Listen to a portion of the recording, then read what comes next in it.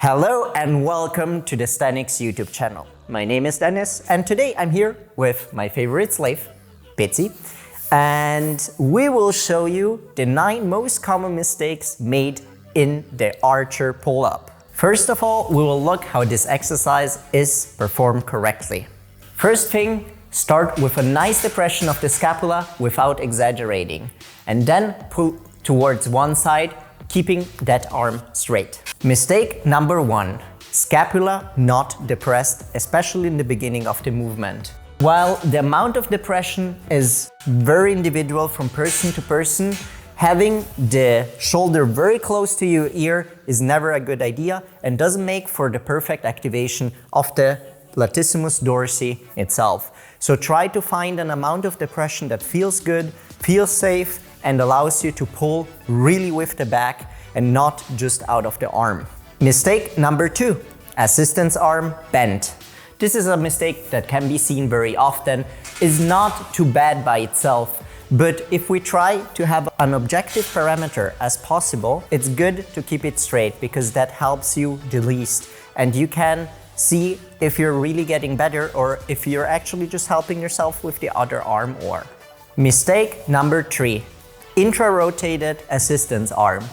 This isn't really a mistake per se, again, but can lead to a strong discomfort on the assistance arm if we tend to turn the arm too much inwards. That doesn't feel too good on the elbow for most people, so if you feel discomfort, just don't do it. Mistake number 4, gripping too wide or too narrow.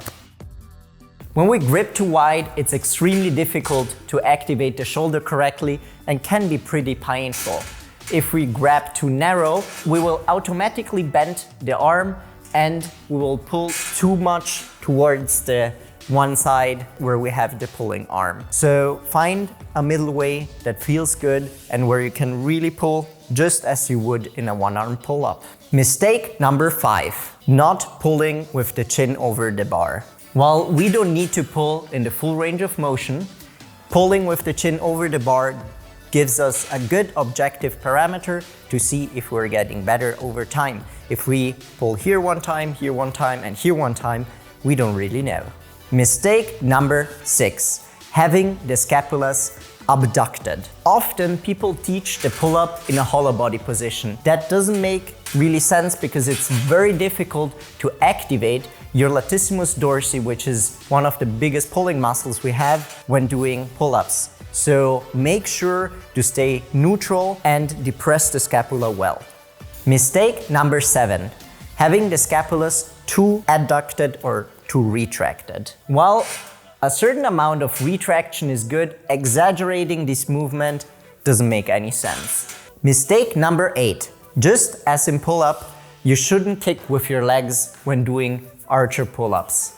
This will help you to close the movement and make the parameters not objective because it can change every time.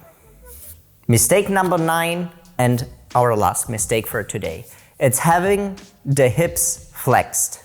So what we see very often when a pull movement is too hard is bringing the legs forward at the end of the movement.